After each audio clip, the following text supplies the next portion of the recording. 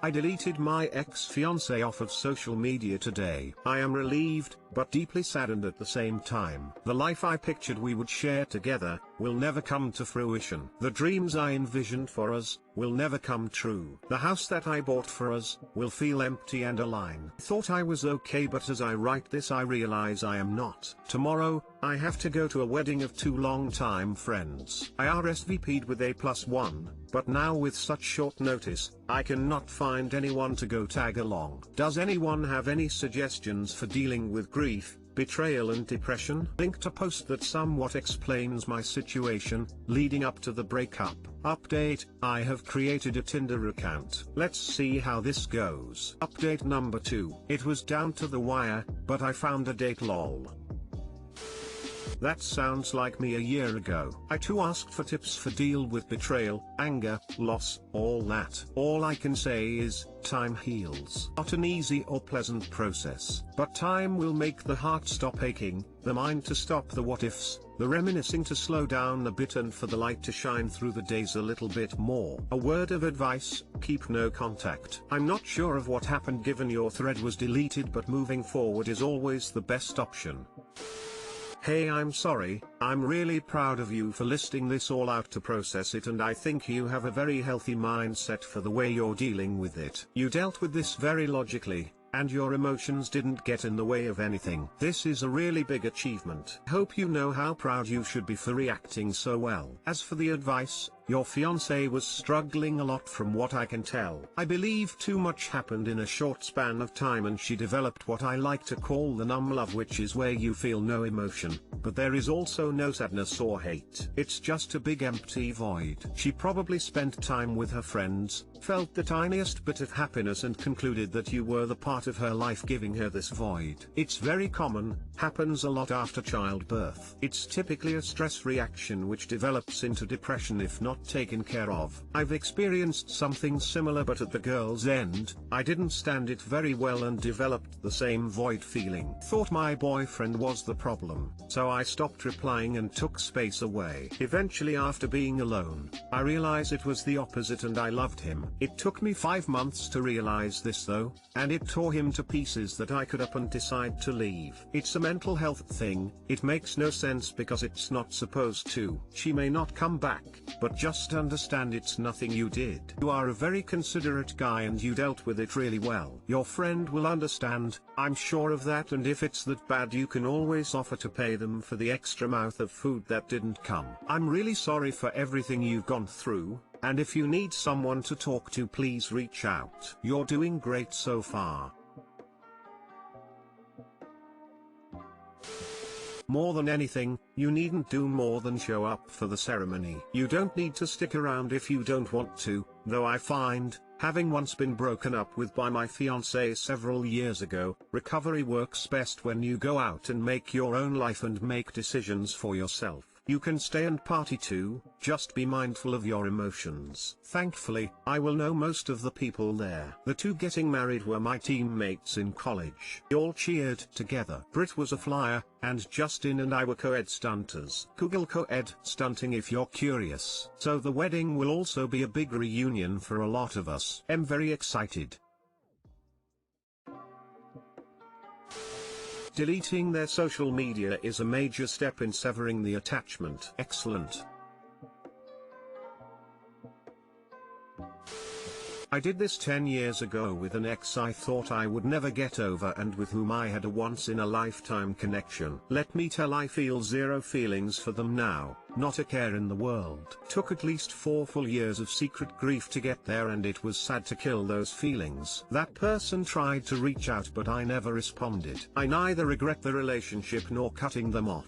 I have fallen in love with the person I became post-breakup and the relationships I have formed since then. Somehow, you will get there. For now, you just have to get through it. You will fall in love again in different ways and you will learn to be proud of the person you become as you heal. Same hat. Relationship of almost 5 years broke apart. She still had the engagement ring for months and I had to ask for it periodically. Cutting contact cold after that has done wonders. After almost a year of mourning and becoming a better self for me and my loved ones, I felt good again. By chance I went on a date 4 months ago that ended up being one of the best days of my life. We're together now and I'm very grateful to have found her. I can see now that the breakup happened for a reason and that having a connection doesn't mean you're destined to spend your life with someone. I feel closer to my GF now than I ever did to my ex and I never thought that was possible. My girlfriend, 25F, recently asked me if I, 26M, would be okay to open up our relationship and I don't know what to think. Please read the edit lower before commenting. So, here it is. My GF and I have been together for about 1 year and 3 months now, and before getting together we discussed about polyamorous and open relationships. At first we seriously considered an open relationship, but things went on and we just went for a classical exclusive relation. The thing is, that those last months she felt quite bad and had a case of depression and I had the impression she became more distant. But we figured it out and everything went back to normal. But then she told me that she spoke with her therapist and realized that she was following a pattern. She finds someone, she fell in love, and after a while she just feels the need to flirt with someone else, so she does. And then she grew attached and fell in love, etc. So, because she loves me and don't want us to fall apart because of that, she asked me how I would feel about opening our relationship, so that she could indulge her need for seduction, but with rules to prevent her to grow attached to other people. And it scares me a lot, because I really want her to be happy, I really want us to be happy, and I don't see how I could be entitled to forbid her to do what she wants, especially when I will probably have to move the other side of the country we live for an internship for the next 6 months and won't be able to come back to our hometown every day nor every weekends, more like 2 or 3 days every 2 or 3 weeks. But the thing is, I don't see how that's supposed to break the pattern, because in my opinion it's just doing the same thing except that I would be aware of it, and I don't see how just agreeing on some rules would prevent her against growing attached, and eventually falling in love, to someone else. I'm also really scared that it'd just make me more and more jealous, eventually leading me to be very toxic and making me destroy our relation. So I'm asking those of you that are in open or polyamorous relationships, how did you open your relations? How did you felt about it? Did you put rules? If so, what are them? How can I know that I'm ready? Thanks for having read all this, and please, excuse me if you spot some mistakes. English is not my mother tongue. Edit, please read this before commenting.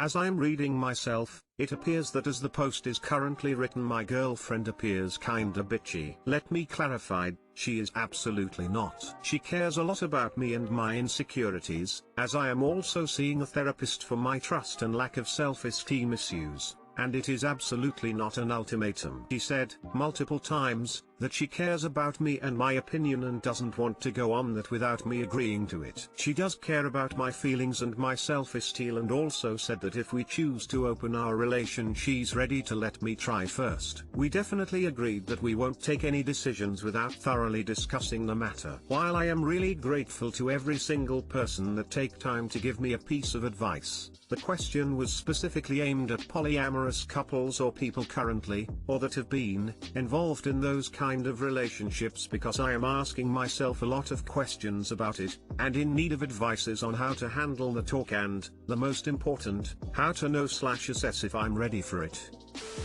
She gets validation from other people approving of her. She's won your validation, so now it won't fill that void. So she needs it from somewhere else, somewhere new to get that same feeling. It's all driven by insecurity. She only feels as good as other people value her. That's her issue, but you staying here will likely lead to heartbreak on your part. It's okay to realize you aren't compatible. Yeah, her therapist sounds, new to have overseen that. Breaking a pattern generally doesn't involve doing the same thing again and expecting different results. Besides, you're not on board with this. You make your concerns clear in the post. Ultimately, An open relationship can only work if both partners are on board, and more to the point, willingly on board. Feeling compelled to it for fear of losing a partner isn't the same as willing. Being realistic, it's better to let go. If she needs to be with other people, end the relationship and spare yourself the heartache of being cheated on.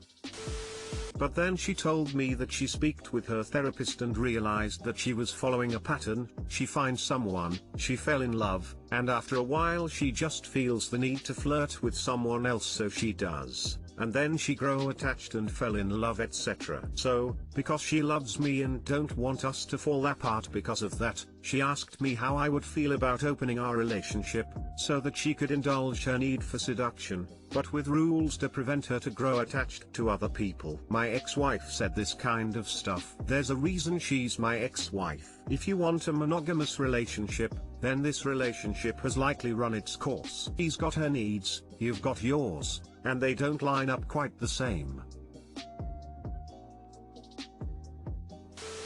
Open relationships only work if you are in a good place, and both feel comfortable with the decision and want the same. Otherwise one person is basically just going to feel shit. In this case it would be you. Sorry to hear this, but you should certainly not agree to it unless you also want to do it. Good luck.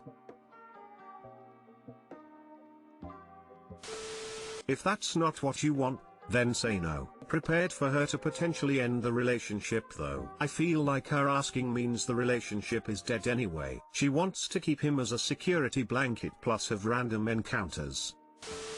My 27F husband, 33 meters, is a Seedle driver and failed a drug test. His license is ruined now and our means of support is gone. I'm so emotional and in tears and I am so at a loss for words. My husband refused a drug test after getting in an accident at work. He refused for THC, but I had no idea this was something he was even doing. We have 4 young children we are support and I'm so upset he has ruined our means to support ourselves while I am in college and about to finish my final year. Don't get me wrong, I have nothing against weed and wouldn't even care he smoked if it wasn't for the fact as a Seedle driver he cannot obviously do this. From what I'm reading, he will not be allowed to operate a truck until he completes a minimum 6-month program with the SAP. His job hasn't told him how his employment is gonna go now. If they fire him he is screwed to find another Seedle driving job, and he has no other trades to make even half the money he makes now. I'm so stressed, I've been crying all day. I just can't believe he would put our kids and family in jeopardy. We lost our house and everything years ago after he lost his job and finally got to where we were no longer paycheck to paycheck and was really making strides to buying a house. I want to leave him. I'm so devastated he has done this to our family again, but I feel so guilty for my children because I know this will affect them so much and I feel bad if I decide to go and leave him when he is down. My sister has offered me a place to stay in her downstairs apartment of her house so she can help me get through my last year of college and to give the kids some time to adjust in a place they are familiar at. I've already put in job applications for 2 days and have 3 interviews lined up next week. I'm so scared for the months to come. I've just worked way too hard in school to give me and the kids a better future and he just seems to continually make messes I clean up and I can't do it this time. I don't even know where to begin. I don't know what I'm needing. Words of encouragement, to vent, to find some hope in a hopeless situation. Maybe I'm being the bitch in the situation. More info. I keep getting asked why we had another child. At the time my last son was born, we were settled in our current home 2.5 years. He had held the same job that whole time and was making a very comfortable wage. We did discuss terminating with me being in college and not wanting another baby, but because financially at the time we could afford it, it seemed we had really settled into things, and was working towards buying our house. It just didn't feel right to us. I never thought this would have ever happened again because we both worked so hard to start over. More info. After he lost his job and we lost our house, we both went to work full time for 2 years while I also went to school and we got a home and everything back up. I didn't leave work until our son was born and we decided for me to stay home due to the work income. The RS daycare cost was not enough to make sense.